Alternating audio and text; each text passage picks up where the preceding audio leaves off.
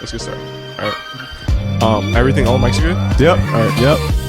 Welcome back to another episode of Run the Tape. 3 dudes, 1 game, and all the tape. I'm your boy Liam. Boy Kai. Griff.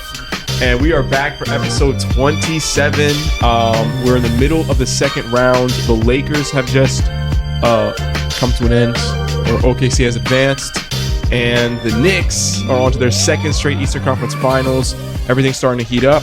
But I think we do have to take a moment and just recognize some of the unfortunate stuff that's happened. Brandon Clark passing, and then a few hours later, the news of Jason Collins passing.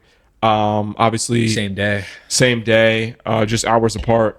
Obviously, Jason Collins is the first openly gay NBA player, and actually first openly gay athlete of the 4 major sports here in the United States.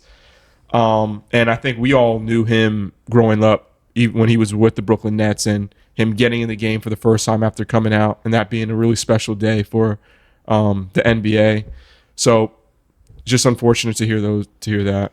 Yeah, definitely unfortunate. I mean, obviously, as a Brooklyn Nets fan, it's very unfortunate for like a true legend to die like this. Obviously, he had brain cancer for a really long time, and dying at 47 is very tragic. But changed overall community, was an inspiration to a lot of people. Obviously, in sports, there's a lot of like internal homophobia that goes on, and to be the first person to ever come out in such a major sport, it's a big deal. So yeah, shout out to Jason Collins.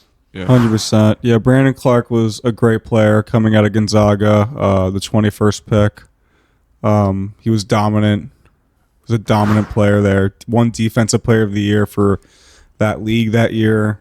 Was a part of that young and Memphis core with Ja and Jaren, and he was all-team first rookie. He was a good player, man. Was a problem as far as lobbing the ball. He was a huge lob threat, but yeah, the league's gonna miss him. 29, way too young. Way too young. Way too young. Yep. All right. Obviously on a sad note, but let's go to let's get back into basketball. Let's get back into basketball. We're going to keep it a little bit on the sad side. The 76ers getting eliminated by my New York Knicks in 4 games in absolute dominant fashion. It was beautiful. But this is raising some questions about the 76ers' future and their star player, Tyrese Maxey. Should he look outside of Philly going forward? I mean, I feel like the first thing that the Sixers need to do is they need to get off Joel Embiid. Ooh. It's time. Time to move on. It's time to move on. Wow. Joel Embiid, like you have so much talent on your team. So much talent. With obviously we were talking about Tyrese Maxey being such an incredible player, averaging 28 points per game this season on good efficiency, shooting the ball at 36-37% from 3. He's a great basketball player. He's a great scorer. Yep. And obviously with people like VJ Edgecombe, who is just going to progress and become another star on your team. Going to be a great backcourt for years to come. But Joel Embiid is not a part of that future. It's not. They're 2 different time frames. Totally different time frames. Yeah. And it's time for them to really start looking into shipping him off and really rebuilding this team. Obviously, Joel Embiid is also on a humongous contract. Yeah. Gives them a lot of space. If they give him Embiid, they're going to have so much space to like go out and get other players to surround Maxey and VJ with. Totally. So it's time. I think they're ready for it. I think it's time to build around Tyrese and VJ's as your future. Yeah, I've been thinking a lot about this lately, and I think that the Sixers are in an okay spot because they have Maxey, and Maxey has a lot of value.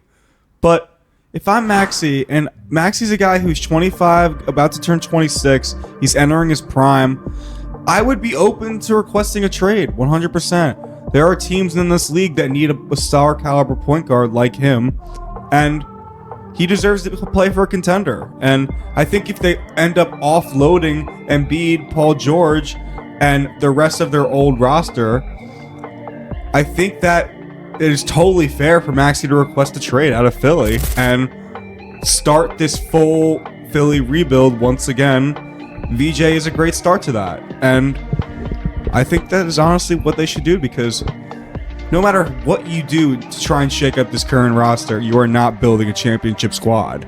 And that's just the way I see it. I think Philly should rebuild. Yeah, I think I partly agree with you. Like, for me, it depends in terms of the question on whether Maxey should stay with Philly or look elsewhere. It depends on the route that the 76ers decide to take. If they decide to move forward with this Embiid, and they obviously just fired Morey, so maybe this new exec is looking to keep Embiid and build from there. I don't know if this is going to be the right situation for Maxey, right, or VJ. But if they decide to rebuild and really build this team around Maxey and VJ, which, like you alluded to, and like I know Griff believes, this is one of the NBA's future great young cores.